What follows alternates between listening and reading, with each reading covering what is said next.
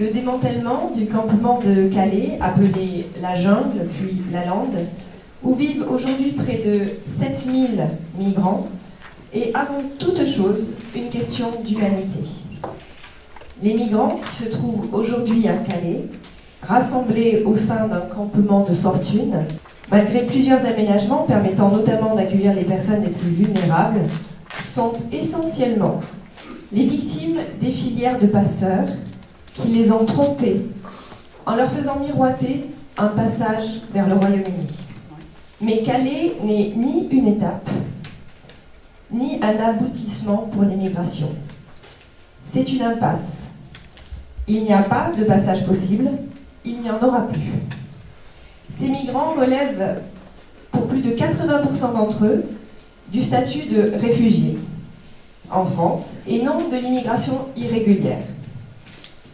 L'accueil des migrants procède ainsi d'un double devoir de solidarité. D'une part, solidarité à l'égard des réfugiés qui doivent être accueillis avec dignité. D'autre part, solidarité à l'égard de la population de Calais.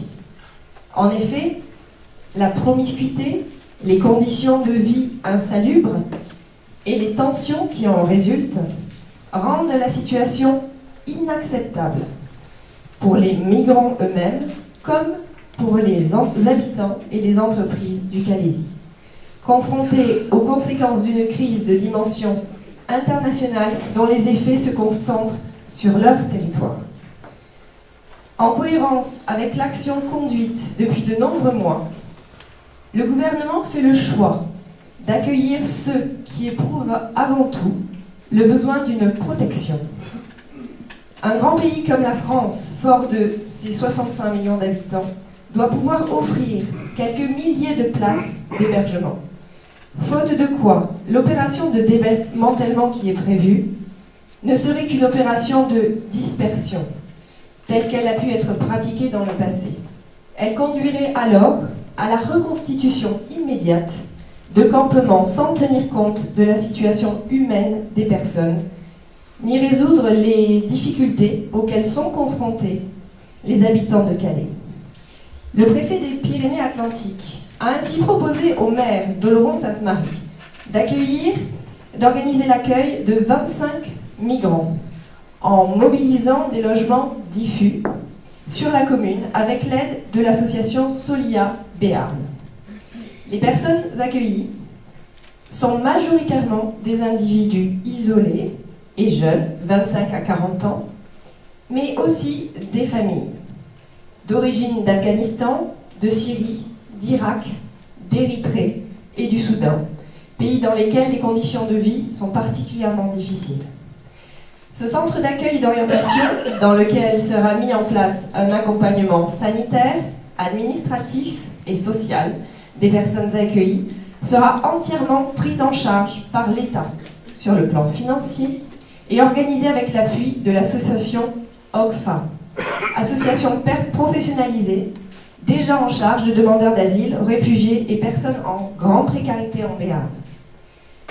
Ce centre constitue une structure temporaire jusqu'au 31 mars 2017, destinée à mettre à l'abri ces personnes, le temps de leur permettre de repenser leur projet migratoire, de bénéficier de l'aide au retour pour ceux qui le souhaitent, ou plus majoritairement d'engager des démarches de demandeurs d'asile. L'expérience acquise grâce à l'ouverture des premiers centres d'accueil et d'orientation permet d'affirmer qu'ils fonctionnent sans le moindre trouble. Ces centres ont été conçus pour s'insérer pleinement dans le tissu local, grâce à leur taille raisonnable et à la mobilisation du tissu associatif de proximité. L'association OGFA assure avec succès cette mission d'accueil de migrants en logement diffus sur l'agglomération paloise depuis février 2016. À ce jour, aucun incident n'a été signalé par les élus locaux, les bailleurs, le voisinage ou la presse locale.